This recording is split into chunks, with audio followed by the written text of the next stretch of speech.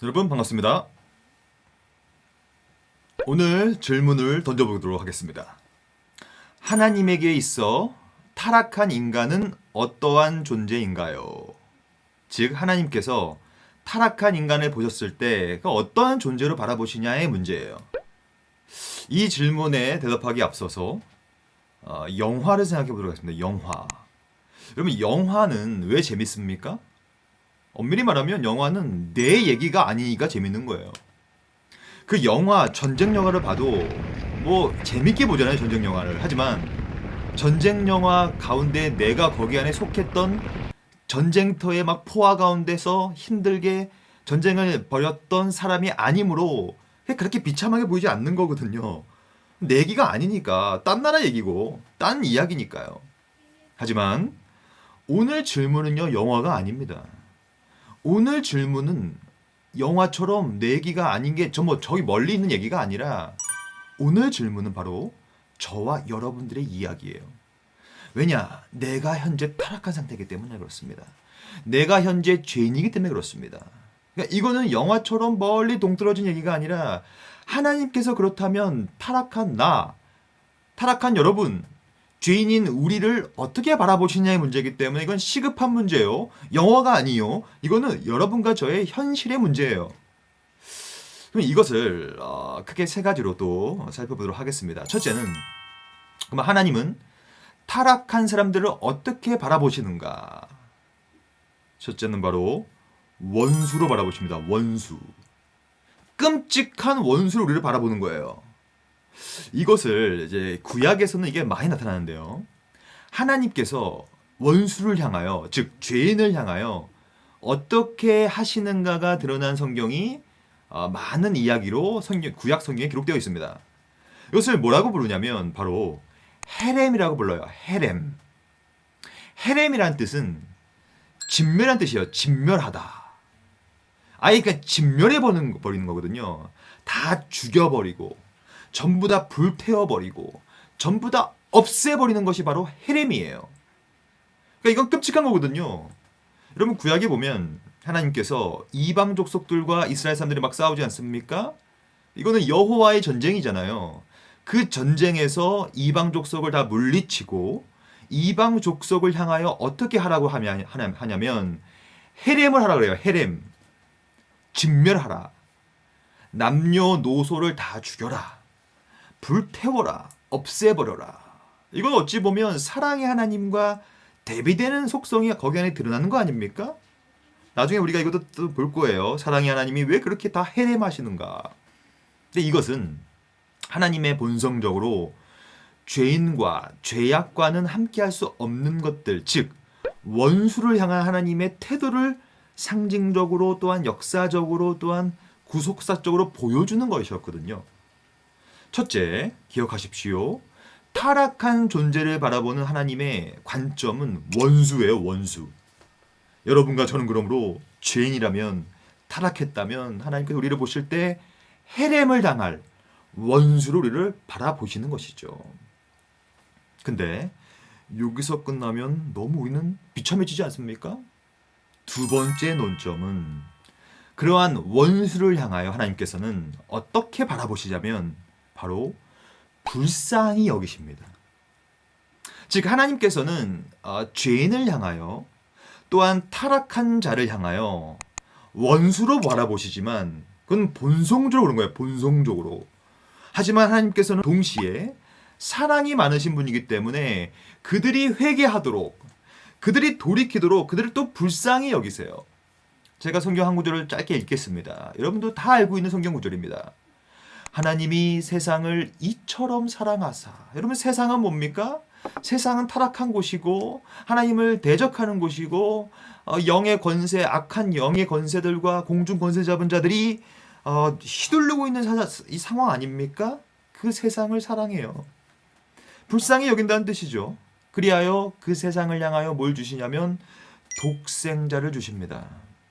그래서 이는 그를 믿는 자마다 멸망치 않고 영생을 얻게 하려 하시는 것이죠.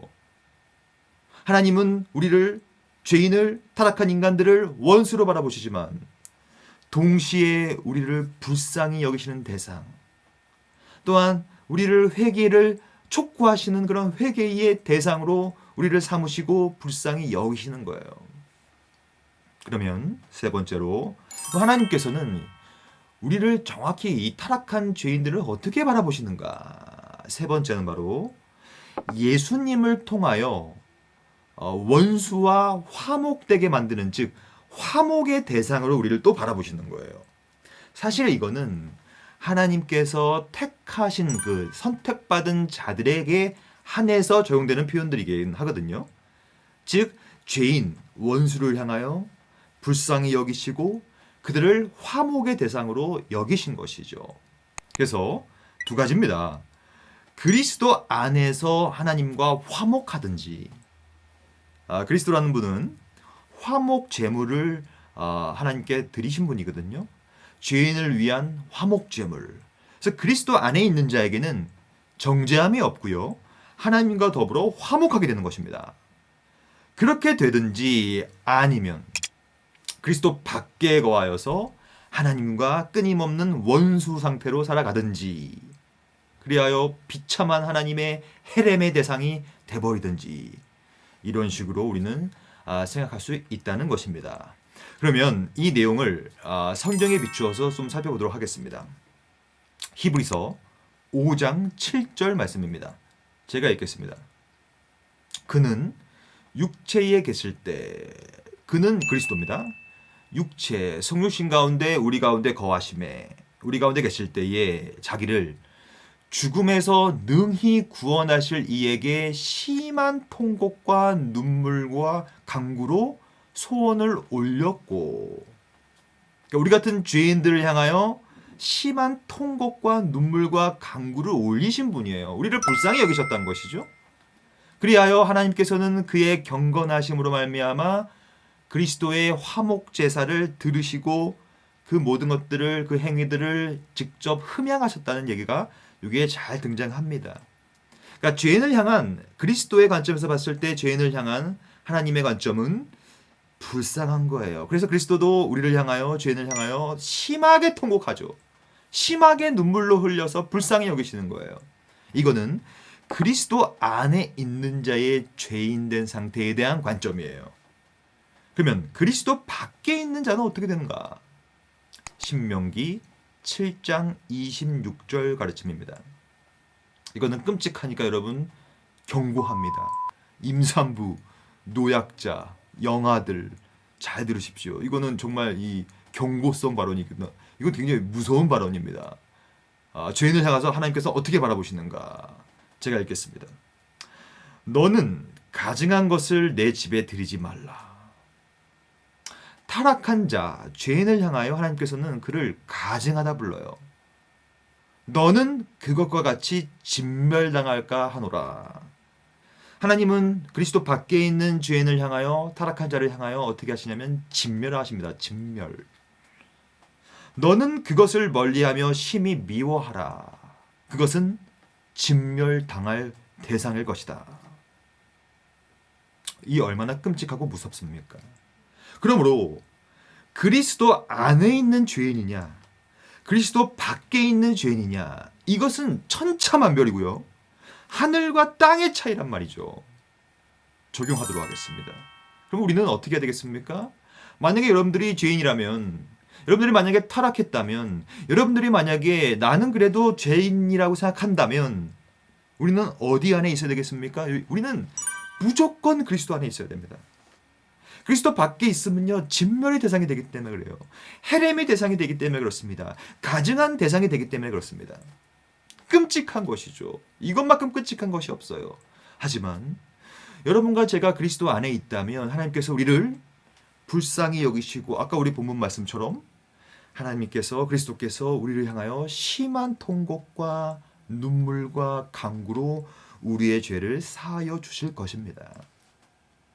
오늘 하루 여러분들 꼭 그리스도 안에 거하셔서 말씀을 접하셔서 구원받은 자로서 하나님께 불쌍히 여기는 대상이 될 수 있는 저와 여러분들 되었으면 좋겠습니다. 여러분 수고 많이 하셨습니다. 감사합니다.